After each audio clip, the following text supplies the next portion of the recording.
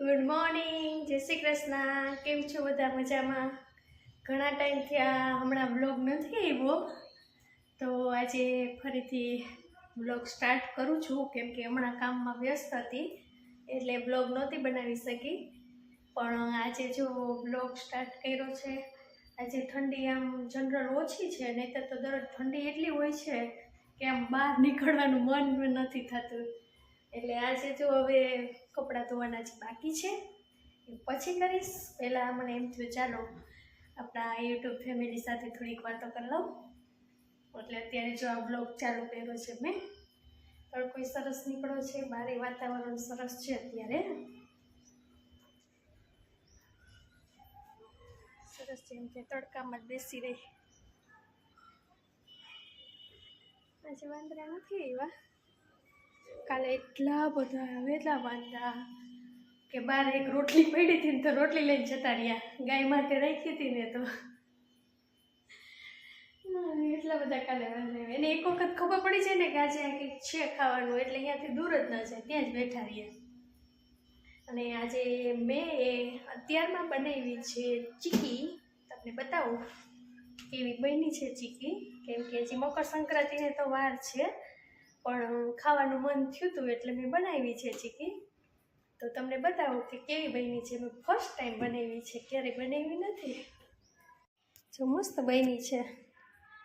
ગોળ છે ને પેલો આવે ને છાણાવાળો કે ભીંડી, એ ગોળમાંથી બનાવેલી છે. જો બ્લેક કલરના છે, જે એકદમ વ્હાઈટ જેવો ગોળ આવે છે ને એ નથી. આ આખા વર્ષનો અમે સાથે ભરી લઈએ અને પછી સૂકવી દઈ, એમાંથી બનાવ્યો છે. પણ મને આ ગોળની વધારે ભાવે છે એટલે મેં આ ગોળમાંથી બનાવી છે. સરસ બની છે.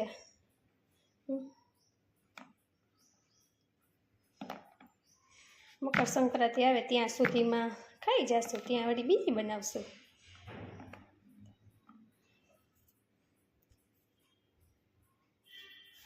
તો ચાલો બધા ચીકી ખાવા.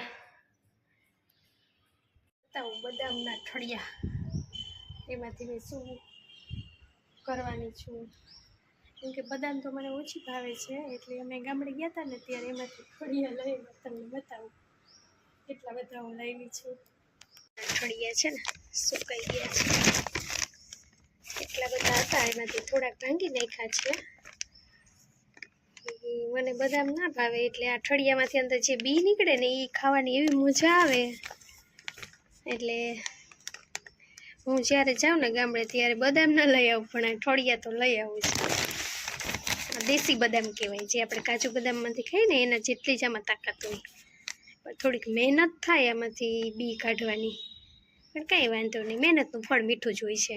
બરાબર ને? બસ જાવું જ છે. જય શ્રી કૃષ્ણ. જય શ્રી કૃષ્ણ.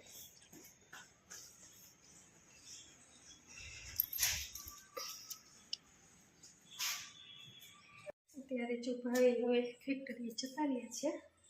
આજે થોડું કામ હતું એટલે થોડાક મોડા ગયા છે.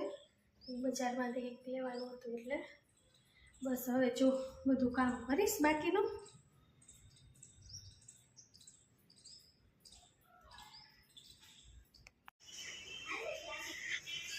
કોણ આવ્યું? વાહ વાહ વાહ, આસુ. વાહ આસુ, તારે થાય છે? આવો એવું છે? આવો જલ્દી. હે તું ક્યાં આવી? તો ક્યાં તું ક્યાં આવી? લેવડાવા આવું કાંઈ? તમારી રાહ જ જોતી હતી. જય શ્રી કૃષ્ણ. લાવ લઈ લો. એવું વજન નથી એમાં? એવું છે?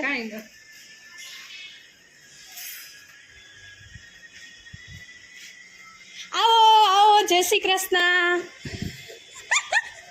શું ગોતે છે હજી?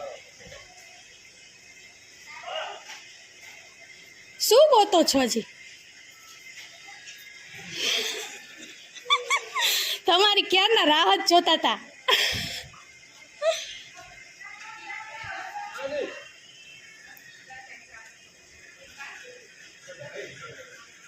વગાડ વગાડ કતો ખરી વિડિયો કરે લે સાચી. તું કર, તારું આનું તો આવી ગયું. કતો ખરી હલાવ આને પે. હા ડેકુ ડેકુ ડેકુ.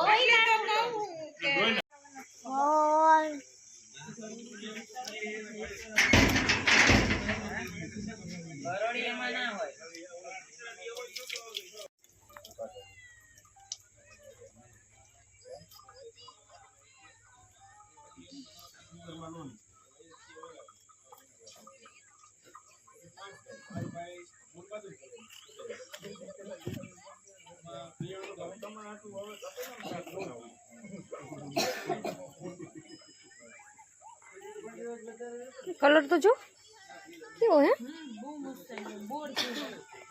એમ ખાઈ જાય સીધું. વાહ ઓય એનો સ્વાદ તો જો એવું કાઢો મેલ હે હવે ગોળમાંથી ભીંડીમાંથી કાઢી નાખ્યો ગોળમાં આમ જ કાઢતા હોય કુકરમાં બનાવવાનું શાક હા પેટમાં જાય હા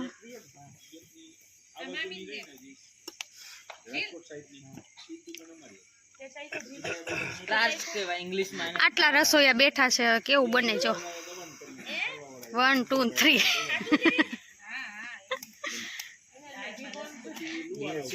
કેમ કે દાળ છે ને 5 પ્રકારની છે પણ હજી તો અહીંયા 3 જ છે હજી 2 માણસો હમણાં આવી જશે અહીંયા કેમ કે 5 દાળ આ ઈ છે અમાર પણ રામે ખાધું તું ઈ હે આ રામે ખાધું તું ઈ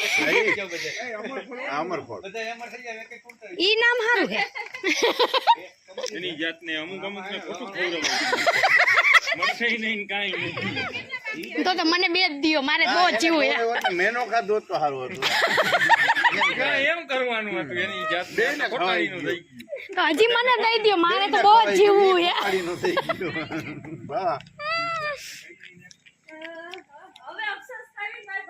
પાછા બી નથી ને અંદર એનું કામ ઊંચું છે પણ હવે તો મત ખાવાનું મારે તો અમર થાવું જ છે આને સ્ટાર્ચ જ કહેવાય ઇંગ્લિશમાં. તુજી કેસ નહીં બટેકામાં હોય હા વ્હાઈટ કલરનું નીકળે. હા હા બટેકામાં જાજુ હોય વેફર કરી તે બી દેખાય. ના ભાઈ અંગનભાઈ ઓલું દ્યો તમને ભાઈ જો મને તો ભાવે ને આપણે જાજુ જીવાઈ ગયા આપણે 70 કાંટો પાડ દેવો હોય આ પાક કરીએ હું ખાધું હું જાજુ જેવી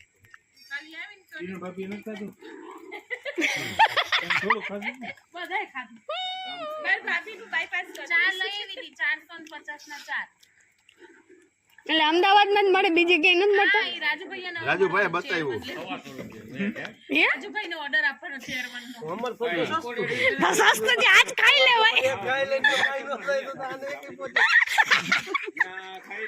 તમે યાર આવી દવા વેલી જ બતાવ પાકેલી કેરી જેવું જ લાગે છે શું દેખાય તમને બીટ જેવું લાગે છે ને તો બીટ નથી જાંબુમાંથી બનાવેલું સૂપ